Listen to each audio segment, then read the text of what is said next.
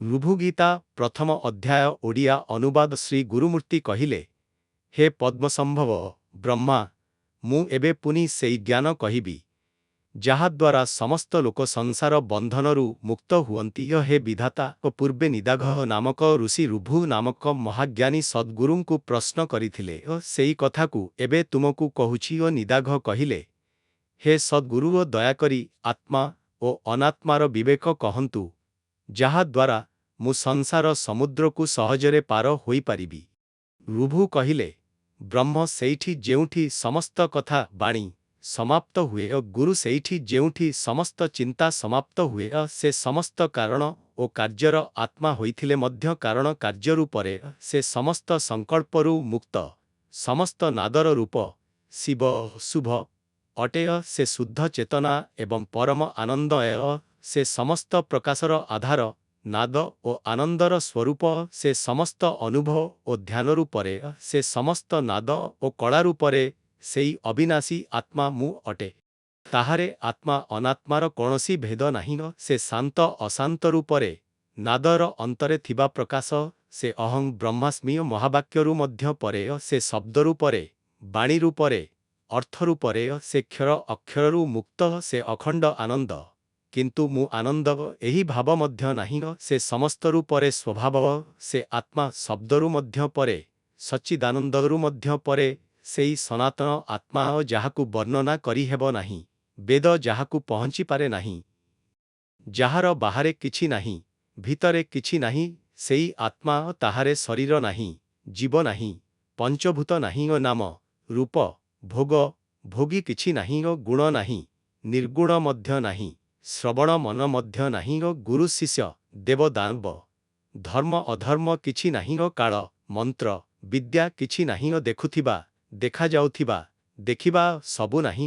ଏହିପରି ନିଶ୍ଚୟ କର, ଅନାତ୍ମା କିଛି ନାହିଁ, କେବଳ ବ୍ରହ୍ମ ଅଛି, ଦ୍ୱିତୀୟ କିଛି ନାହିଁ। ତିନୋଟି ଶରୀର ଓ ତିନୋଟି କାଳ ନାହିଁ, ସବୁ ଆତ୍ମା। ଚିତ୍ତ ନାହିଁ, ତେଣୁ ଚିନ୍ତା ନାହିଁ। ଶରୀର ନାହିଁ, ତେଣୁ ବୃଦ୍ଧାବସ୍ଥା ନାହିଁ। ହାତ ନାହିଁ, କାମ ନାହିଁ। ପାଦ ନାହିଁ, ଗତି ନାହିଁ। ମୃତ୍ୟୁ ମଧ୍ୟ ନାହିଁ, ଧର୍ମ ନାହିଁ, ସତ୍ୟ ନାହିଁ, ଭୟ ନାହିଁ। ଯଦି ଏକ ନାହିଁ, ଦୁଇ ନାହିଁ, ଦୁଇ ନାହିଁ ହେଲେ ଏକ ମଧ୍ୟ ନାହିଁ। ସମସ୍ତ ଜଗତ ବ୍ରହ୍ମ, ତୁମେ ଓ ମୁଁ ମଧ୍ୟ ବ୍ରହ୍ମ। ଏହି ଜଗତ କେବେ ଉତ୍ପନ୍ନ ହୋଇନାହିଁ, ସଦା ନାହିଁ। ନା ଜଗତ, ନା ମନ, ନା ଅହଙ୍କାର, ନା ଜୀବ, ନା କର୍ତ୍ତା, ନା କ୍ରିୟା, ନା ଅଜ୍ଞାନ, ନା ମାୟା, ନା ପୃଥିବୀ, ନା ଜଳ, ନା ଅଗ୍ନି, ନା ବାୟୁ, ନା ଆକାଶ, ନା ଦେବତା, ନା ବେଦ, ନା ଗୁରୁ, ନା ବନ୍ଧନ, ନା ମୋକ୍ଷ। ସମସ୍ତ କିଛି ମିଥ୍ୟା।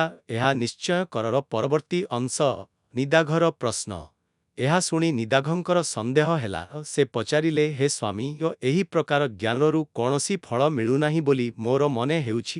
ଆପଣ କହିଥିବା ବ୍ରହ୍ମ ଜ୍ଞେୟ ନୁହେଁ, ତେବେ ମୁଁ ତାକୁ କେମିତି ଜାଣିବି ଏବଂ ତାକୁ ଜାଣିଲେ ମଧ୍ୟ ଫଳ କ'ଣ?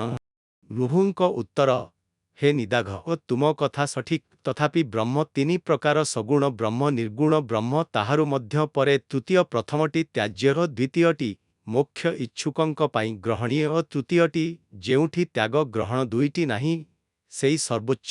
ସେ ମୁଁ, ତୁମେ ଏହା ଭାବରେ ଜଣାଯାଏ ନାହିଁ, ତଥାପି ଶାସ୍ତ୍ରଦ୍ୱାରା ତାହାକୁ ଜଣାଯାଇପାରେ। ତାହାର ଜ୍ଞାନର ଫଳ ସମସ୍ତ ଭେଦର ନାଶ। ପ୍ରଥମ ଅଧ୍ୟାୟ ସମାପ୍ତ। ଦ୍ୱିତୀୟ ଅଧ୍ୟାୟ। ରୁଭୁ କହିଲେ, ହେ ନିଦାଘ, ଏବେ ମୁଁ ଆଦର ସହିତ ସେଇ ଜ୍ଞାନ କହିବି, ଯାହା ସଂସାରରୁ ମୁକ୍ତି ପାଇଁ ଉପକାରୀ। ସେଇ ନିର୍ଗୁଣ ବ୍ରହ୍ମର ସ୍ୱରୂପ, ଯେ ବ୍ରହ୍ମ ତତ୍ତ୍ୱମସୀ ଭଳି ମହାବାକ୍ୟ ଦ୍ୱାରା ଜଣାଯାଏ, ଯେ ଜୀବ ଓ ସମସ୍ତର କାରଣ, ଯେ ନିତ୍ୟ, ଶୁଦ୍ଧ, ସଚେତନ, ସଦାମୁକ୍ତ ଓ ଶାଶ୍ୱତ, ଯେ ସମସ୍ତ ବେଦର ସାର, ଯାହାକୁ ଜାଣିଲେ ମୁକ୍ତି ମିଳେ। ସେଇ ପୂର୍ଣ୍ଣ ତତ୍ତ୍ୱ ତୁମେ ହେଉ।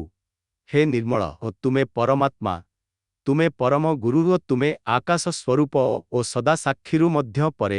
ତୁମେ ସମସ୍ତ ଭାବରେ ବ୍ୟାପ୍ତ, ତୁମେ ବ୍ରହ୍ମ, ଏଥିରେ ସନ୍ଦେହ ନାହିଁ। ତୁମେ କାଳ ରୂପରେ, ତଥାପି କାଳ ହେଉଛ। ତୁମେ ଚେତନାର ଘନ ରୂପ, ତୁମେ ସମସ୍ତ ରୂପରେ ବ୍ୟାପ୍ତ। ତୁମେ ସମସ୍ତ ଭୂତମାନଙ୍କ ଭିତରେ ବସିଛ ଏବଂ କର୍ମର ଅଧ୍ୟକ୍ଷ, ତଥାପି ନିର୍ଗୁଣ। ତୁମେ ସତ୍ୟ, ସିଦ୍ଧ, ସନାତନ, ମୁକ୍ତ, ମୋକ୍ଷ ସ୍ୱରୂପ, ଆନନ୍ଦମୟ, ଅମୃତ। ତୁମେ ଦେବ, ଶାନ୍ତ, ନିରୋଗ, ପୂର୍ଣ୍ଣ ବ୍ରହ୍ମ ଏବଂ ସର୍ବୋଚ୍ଚରୁ ମଧ୍ୟ ପରେ ତୁମେ ସମତାର ସ୍ୱରୂପ ସତ୍ୟ ଓ ଚିରନ୍ତନ ବେଦାକ୍ୟ ଦ୍ୱାରା ଜଣାଯାଉଛ। ତୁମେ ଅଙ୍ଗହୀନ ହେଲେ ମଧ୍ୟ ସଦା ଅବସ୍ଥିତ। ତୁମେ ସମସ୍ତ ପ୍ରପଞ୍ଚ ଭ୍ରମରୁ ମୁକ୍ତ ଏବଂ ସମସ୍ତ ଜୀବରେ ବ୍ୟାପ୍ତ। ତୁମେ ସଂକଳ୍ପରୁ ମୁକ୍ତ ଏବଂ ସମସ୍ତ ଶାସ୍ତ୍ରର ଶେଷ ତତ୍ତ୍ୱ। ତୁମେ ସର୍ବତ୍ର ସନ୍ତୋଷ ଓ ସୁଖର ଆଧାର। ତୁମେ ଗତି ଓ ଲକ୍ଷ୍ୟରୁ ମୁକ୍ତ। ବିଷ୍ଣୁ ଆଦି ଦେବତାମାନେ ମଧ୍ୟ ତୁମକୁ ଧ୍ୟାନ କରନ୍ତି। ତୁମେ ଚେତନା ସ୍ୱରୂପ ସ୍ୱାଧୀନ ଓ ନିର୍ଦ୍ଦୋଷ। ତୁମେ ନିଜ ସ୍ୱରୂପରେ ଅବସ୍ଥିତ ଶୂନ୍ୟରୁ ମଧ୍ୟ ପରେ ଏବଂ ଅଚଳ। ତୁମେ ଆନନ୍ଦ ସ୍ୱରୂପ ପରମ ଓ ଏକମାତ୍ର ଅଦ୍ୱିତୀୟ। ତୁମେ ଚିତ୍ ଓ ଆନନ୍ଦରେ ପୂର୍ଣ୍ଣ। ତୁମେ ସତ୍ୟକୁ ଜାଣୁଛ, ଦେଖୁଛ। ତୁମେ ସଚ୍ଚିଦାନନ୍ଦ ସ୍ୱରୂପ ଏବଂ ବାସୁଦେବ ପ୍ରଭୁ। ତୁମେ ଅମୃତ ସର୍ବବ୍ୟାପୀ। ତୁମେ ଚଞ୍ଚଳ ଓ ଅଚଳ ଦୁହିଁରୁ ପରେ। ତୁମେ ସବୁକିଛି ଓ ସବୁଠାରୁ ମୁକ୍ତ। ତୁମେ ମାତ୍ର ସତାର ପ୍ରକାଶ। ତୁମେ ନିତ୍ୟ ସିଦ୍ଧ କିନ୍ତୁ ସିଦ୍ଧିରୁ ମୁକ୍ତ। ତୁମେ ଇଚ୍ଛାରୁ ମୁକ୍ତ ଅଣୁରୁ ମଧ୍ୟ ପରେ। ତୁମେ ଅସ୍ତିତ୍ୱ ଓ ନାସ୍ତିତ୍ୱ ଦୁହିଁରୁ ପରେ। ତୁମେ ଲକ୍ଷ୍ୟ ଲକ୍ଷଣରୁ ମୁକ୍ତ ନିର୍ବିକାର ଓ ନିରୋଗ ସମସ୍ତ ନାଦ ଓ କାଳରୁ ପରେ। ତୁମେ ବ୍ରହ୍ମା ବିଷ୍ଣୁ ଶିବରୁ ମଧ୍ୟ ପରେ। ତୁମେ ନିଜ ସ୍ୱରୂପକୁ ଦେଖୁଛ ଏବଂ ନିଜ ଆନନ୍ଦ ସାଗରରେ ଲୀନ। ତୁମେ ନିଜରେ ରାଜ କରୁଛ ଏବଂ ନିଜ ଛଡ଼ା କିଛି ଦେଖୁନାହଁ।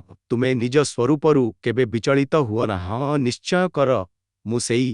ଏହି ସମସ୍ତ ଜଗତ ଦେଖୁଥିବା ଓ ଦେଖାଯାଉଥିବା ସବୁ ଖରଗୋଶର ଶିଙ୍ଗ ପରି ଅସତ୍ୟ। ତୁମେ ଏହାକୁ ଲୌକିକ ଭାବରେ ବୁଝିବାକୁ ଚେଷ୍ଟା କରିନାହଁ। ନିର୍ଗୁଣ ନିର୍ମଳ ଶାନ୍ତ ବ୍ରହ୍ମ ଶୁଦ୍ଧ ମନ ଦ୍ୱାରା ଜଣାଯାଏ। ନିଜ ମନରେ ନିଶ୍ଚୟ କର ମୁଁ ବ୍ରହ୍ମ।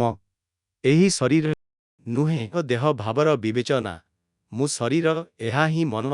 ଏହା ହିଁ ସଂସାର ବନ୍ଧନ ଦୁଃଖ ଓ ନରକ। ଏହା ହିଁ ଅଜ୍ଞାନ ଅବିଦ୍ୟା ଓ ଦ୍ୱୈତ। ଏହା ହିଁ ସୀମିତ ଜୀବ। ଏହା ମହାପାପ ଏବଂ ତୃଷ୍ଣାର ମୂଳ। ମନର ସ୍ୱରୂପ ସମସ୍ତ ସଂକଳ୍ପ ହିଁ ମନ। କାମ କ୍ରୋଧ ଦୁଃଖ ସବୁ ମନରୁ। ମନ ହିଁ ଜଗତ। ମନ ହିଁ ଶତ୍ରୁ। ମନ ହିଁ ସଂସାର। ମନ ହିଁ ଦୁଃଖ କାଳ ମଲିନତା। ମନ ହିଁ ଜୀବ ଅହଙ୍କାର ଚିତ୍ତ। ମନ ହିଁ ପଞ୍ଚଭୂତ ଓ ସମସ୍ତ ଅନୁଭବ ଅନ୍ତିମ ତତ୍ତ୍ୱ। ସମସ୍ତ କିଛି ମନର କଳ୍ପନା। ତୁମେ ସଚ୍ଚିଦାନନ୍ଦ ସାଗର। ଏହି ସବୁ ମାୟାରେ ତୁମରେ ଦେଖାଯାଉଛି। ତୁମେ ସର୍ବସାକ୍ଷୀ ଏବଂ ସଦା ପ୍ରକାଶିତ। ତୁମେ ଜ୍ଞାନ ସ୍ୱରୂପ। ତୁମରେ ଅଜ୍ଞାନ ନାହିଁ। ସୂର୍ଯ୍ୟ ଉଦୟ ହେଲେ ଯେପରି ଅନ୍ଧକାର ନାଶ ହୁଏ ସେପରି ଜ୍ଞାନରେ ଅଜ୍ଞାନ ନାଶ ହୁଏ। ଦ୍ୱିତୀୟ ଅଧ୍ୟାୟ ସମାପ୍ତ। ତୃତୀୟ ଅଧ୍ୟାୟ। ଋଭୁ କହିଲେ, ହେ ନିଦାଘ, ମୁଁ ପୁଣି ସେଇ ଜ୍ଞାନ କହୁଛି। ଆଦର ସହିତ ଶୁଣ। ବ୍ରହ୍ମ ଅତ୍ୟନ୍ତ ଦୁର୍ବୋଧ ଥିବାରୁ ଏହାକୁ ପୁନଃ ପୁଣି ଶୁଣିବା ଆବଶ୍ୟକ। ସମସ୍ତକୁ ଚେତନାମୟ ବୋଲି ଜାଣ। ସମସ୍ତ ସଚ୍ଚିଦାନନ୍ଦରେ ବ୍ୟାପ୍ତ ସେଇ ଅଦ୍ୱୈତ ଅବିନାଶୀ ସଚ୍ଚିଦାନନ୍ଦ। କେବଳ ସଚ୍ଚିଦାନନ୍ଦ ଅଛି, ଅନ୍ୟ କିଛି ନାହିଁ। ମୁଁ ସଚ୍ଚିଦାନନ୍ଦ ସ୍ୱରୂପ ଏବଂ ଆକାଶ ମଧ୍ୟ ସଚ୍ଚିଦାନନ୍ଦ। ତୁମେ ସଚ୍ଚିଦାନନ୍ଦ। ମୁଁ ମଧ୍ୟ ସଚ୍ଚିଦାନନ୍ଦ। ମନ ବୁଦ୍ଧି ଅହଙ୍କାର ଚିତ୍ତ ସବୁ କଳ୍ପନା। ନ ତୁମେ ନ ମୁଁ ନ ଅନ୍ୟ କେହି। କେବଳ ବ୍ରହ୍ମ ଅଛି। ନ ବାକ୍ୟ ନ ଶବ୍ଦ ନ ବେଦ କିଛି ନାହିଁ। ନ ଆରମ୍ଭ ନ ମଧ୍ୟ ନ ଶେଷ ନ ସତ୍ୟ ନ ବନ୍ଧନ ନ ଦୁଃଖ ନ ସୁଖ ନ ମାୟା ନ ପ୍ରକୃତି ନ ଶରୀର ନ ମୁହଁ ନ ନାକ ନ ଜିହ୍ବା ନ ଦାନ୍ତ ନ ଶ୍ୱାସ ନ ରକ୍ତ ନ ମାଂସ ନ ଅସ୍ଥି କିଛି ନାହିଁ। ନ ହାତ ପା ନ କ୍ରିୟା ନ ଶାସ୍ତ୍ର ନ ନିୟମ ନ ଜ୍ଞାତା ନ ଜ୍ଞାନ ନ ଜ୍ଞେୟ ନ ଜାଗ୍ରତ ନ ସ୍ୱପ୍ନ ନ ସୁଷୁପ୍ତିର ତୁରୀୟ ମଧ୍ୟ ନୁହେଁ। ସବୁ ସଚ୍ଚିଦାନନ୍ଦ ମାତ୍ରର। ନ ଆଧ୍ୟାତ୍ମିକ ନ ଆଧିଭୌତିକ ନ ଆଧିଦୈବିକ ନ ବିଶ୍ୱ ନ ତୈଜସ ନ ପ୍ରାଜ୍ଞ ନ ଈଶ୍ୱର ନ ଆସିବା ନ ଯିବା ନ ନାଶ ନ ଉଦ୍ଦେଶ୍ୟ ନ ତ୍ୟାଗ ନ ଗ୍ରହଣ ନ ଶୁଦ୍ଧ ନ ଅଶୁଦ୍ଧ ନ କାଳ ନ ଦେଶ ନ ଭାଷା ନ ଧ୍ୟାନ ନ ଯୋଗ ନ ବର୍ଣ୍ଣ ନ ପଶୁ ନ ପକ୍ଷୀ ନ କାମ ନ କ୍ରୋଧ ନ ଲୋଭ ନ ମୋହ ନ ଲୋକ ନ ବ୍ୟବହାର ନ ଭୋକ୍ତା ନ ଭୋଗ୍ୟ ନ ମାତା ନ ପିତା ନ ଜନ୍ମ ନ ମୃତ୍ୟୁ ନ ଦିନ ନ ରାତ୍ରି ନ ବ୍ରହ୍ମା ନ ବିଷ୍ଣୁ ନ ଶିବ ନ ସ୍ୱର୍ଗ ନ ନରକ ନ ପୃଥିବୀ ନ ବିଦ୍ୟା ନ ଅବିଦ୍ୟା ନ ପୂଜା ନ ମନ୍ତ୍ର ନ ଜପ ନ ଧ୍ୟାନ ନ ସ୍ତୋତ୍ର ନ ନମସ୍କାର ନ ଶୁଭ ନ ଅଶୁଭ ନିଷେଧ ଦ୍ୱାରା ବ୍ରହ୍ମ हे ନିଦାଘ ଏଭଳି ସମସ୍ତକୁ ନାକାରି ବ୍ରହ୍ମକୁ ଜାଣ। ବ୍ରହ୍ମକୁ ଦୁଇ ପ୍ରକାରରେ ବୁଝାଯାଏ। ନିଷେଧ ଏହା ନୁହେଁ, ବିଧି ଏହା ହିଁ। ଏବେ ବିଧି ଶୁଣ ସମସ୍ତ ଚେତନାମୟ, ସେଥିରେ କୌଣସି ଦୋଷ ନାହିଁ। ସମସ୍ତ ସତ୍ୟ ସଚ୍ଚିଦାନନ୍ଦ। ମୁଁ ବ୍ରହ୍ମ, ମୁଁ ସଂସାର ନୁହେଁ। ମୁଁ ବ୍ରହ୍ମ, ମୋର ମନ ନାହିଁ। ମୁଁ ବ୍ରହ୍ମ, ମୁଁ ଶରୀର ନୁହେଁ। ମୁଁ ବ୍ରହ୍ମ, ମୁଁ ଜୀବ ନୁହେଁ। ମୁଁ ବ୍ରହ୍ମ, ମୋର ମୃତ୍ୟୁ ନାହିଁ। ସମସ୍ତ ବ୍ରହ୍ମମୟ, ସମୟ ବ୍ରହ୍ମ, ସୁଖ ବ୍ରହ୍ମ, ଗୁଣ ଦୋଷ ବ୍ରହ୍ମ, ଗୁରୁ ଶିଷ୍ୟ ବ୍ରହ୍ମ, ସମସ୍ତ ଜଗତ ବ୍ରହ୍ମୟ, ନିଜ ଛଡ଼ା କିଛି ନାହିଁ। ଜଗତର ଅସତ୍ୟତା, ଜଗତ ଅତ୍ୟନ୍ତ ସୂକ୍ଷ୍ମ ଓ ଅସତ୍ୟର ଶରୀର, ମନ, ବୁଦ୍ଧି ସବୁ ଅସତ୍ୟର, କେବଳ ବ୍ରହ୍ମ ସତ୍ୟର ଆତ୍ମସ୍ୱରୂପ। ମୁଁ ହିଁ ସମସ୍ତ ଜଗତ, ମୁଁ ହିଁ ପରମ ପଦ, ମୁଁ ହିଁ ପରମ ବ୍ରହ୍ମ, ମୋ ଛଡ଼ା କୌଣସି ସୁଖ ନାହିଁ। ସମସ୍ତ ଆତ୍ମୟ ଜ୍ଞାନ ଓ ପ୍ରଜ୍ଞା। ଜ୍ଞାନ ଦ୍ୱାରା ଅଜ୍ଞାନ ନାଶ ହୁଏ। ଜ୍ଞାନ ବିନା ମୁକ୍ତି ନାହିଁ। ପ୍ରଜ୍ଞା ହିଁ ପରମ ବ୍ରହ୍ମ, ପ୍ରଜ୍ଞା ହିଁ ସୁଖ, ମୋକ୍ଷ ଓ ଅମୃତ। ଅନ୍ତିମ ଶିକ୍ଷା।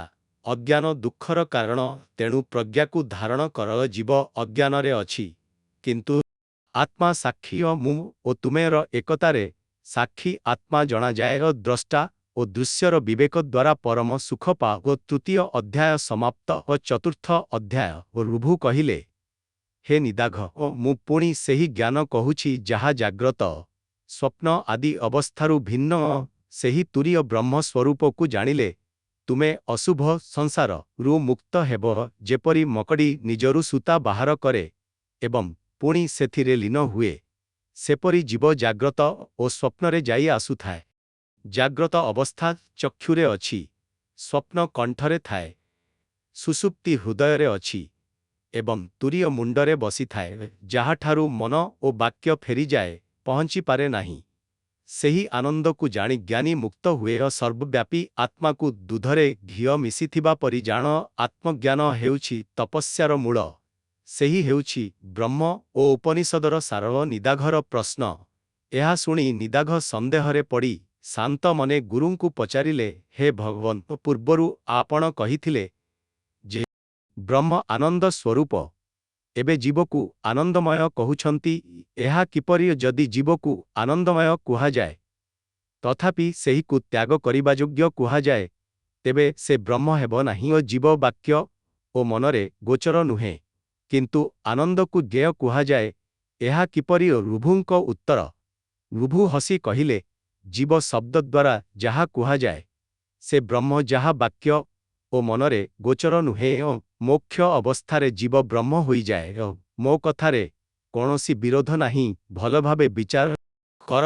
ଆନନ୍ଦମୟ କୁହାଯାଏ ଯେଉଁଥିରେ ଉପାଧି ଅଛି କିନ୍ତୁ ପରମ ବ୍ରହ୍ମ ନିର୍ବିକାର।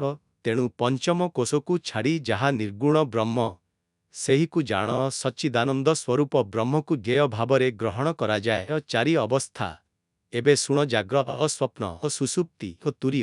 ଜାଗ୍ରତର ଅଭିମାନୀ, ବିଶ୍ୱ ସ୍ୱପ୍ନର ତୈଜସ, ସୁଷୁପ୍ତିର ପ୍ରାଜ୍ଞ, ଏହାଠାରୁ ପରେ କୂଟସ୍ଥ ତୁରୀୟ, ବିଶ୍ୱ ବାହ୍ୟ ଜ୍ଞାନୀ, ତୈଜସ ଭିତର ଜ୍ଞାନୀ, ପ୍ରାଜ୍ଞ ଘନ ଜ୍ଞାନମୟ। କିନ୍ତୁ ଏକ ଆତ୍ମା ତିନି ରୂପରେ ଦେଖାଯାଏ। ଜାଗ୍ରତରେ ସ୍ଥୂଳ ଭୋଗ, ସ୍ୱପ୍ନରେ ସୂକ୍ଷ୍ମ ଭୋଗ, ସୁଷୁପ୍ତିରେ ଆନନ୍ଦ ଭୋଗ ହୁଏ।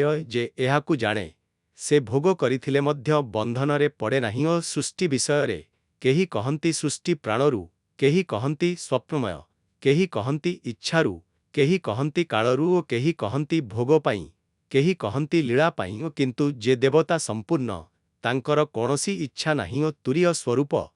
ତୁରୀୟ ନ ଭିତର ଜ୍ଞାନ, ନ ବାହ୍ୟ ଜ୍ଞାନ, ନ ଉଭୟ, ନ ଜ୍ଞାନ, ନ ଅଜ୍ଞାନ, ଅଦୃଶ୍ୟ, ଅଚିନ୍ତ୍ୟ, ଅବ୍ୟବହାର୍ଯ୍ୟ।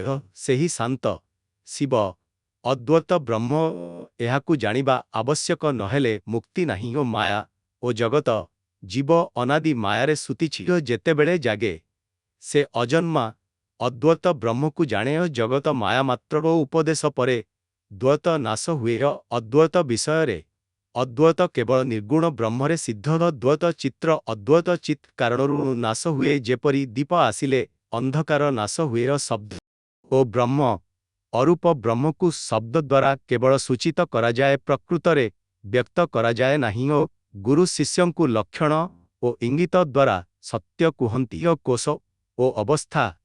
ଜାଗ୍ରତ ଅନ୍ନମୟ କୋଶ, ସ୍ଥୂଳ ଦେହ, ସ୍ୱପ୍ନ ପ୍ରାଣ, ମନ, ଜ୍ଞାନମୟ କୋଶ, ସୂକ୍ଷ୍ମ ଦେହ, ସୁଷୁପ୍ତି ଆନନ୍ଦୟ କୋଷ କାରଣ ଦେହ ତୁରୀୟ କୋଷରହିତ ଚିତ୍ ସ୍ୱରୂପ ଜୀବର ଅବସ୍ଥା ଜାଗ୍ରତରେ ଭୋଗ କରେ ସ୍ୱପ୍ନରେ ମାୟାମୟ ଜଗତ ଦେଖେ ସୁଷୁପ୍ତିରେ ସବୁ ଲୀନ ହୋଇ ସୁଖ ଅନୁଭବ କରେ ଜନ୍ମଜନ୍ମାନ୍ତର କର୍ମରୁ ପୁଣି ଜାଗେୟ ପରମ ସତ୍ୟ ଯେଠାରେ ସବୁ ଲୀନ ହୁଏ ସେହି ଅଖଣ୍ଡ ଚେତନା ଆତ୍ମା ସେଠାରୁ ପ୍ରାଣ ମନ ଇନ୍ଦ୍ରିୟ ପଞ୍ଚଭୂତ ଉତ୍ପନ୍ନ ସେହି ପରମ ବ୍ରହ୍ମ ତୁମେ ସେହି ଅନୁଭୂତି ଯେ ଜାଣେ ମୁଁ ବ୍ରହ୍ମ ସେ ସମସ୍ତ ବନ୍ଧନରୁ ମୁକ୍ତ ମୁଁ ସାକ୍ଷୀ ଚିତ୍ସ୍ୱରୂପ ମୋଠାରୁ ସବୁ ଉତ୍ପନ୍ନ ମୋରେ ସ୍ଥିତ ମୋରେ ଲୀନ ମୁଁ ସୂକ୍ଷ୍ମ ମଧ୍ୟ ବିଶାଳ ମଧ୍ୟ ମୁଁ ଶିବ ସ୍ୱରୂପ ମୋର ହାତପା ନଥିଲେ ମଧ୍ୟ ମୁଁ ଦେଖୁଛି ଶୁଣୁଛି ମୋତେ କେହି ଜାଣିପାରେ ନାହିଁ ମୁଁ ସଦା ଚେତନା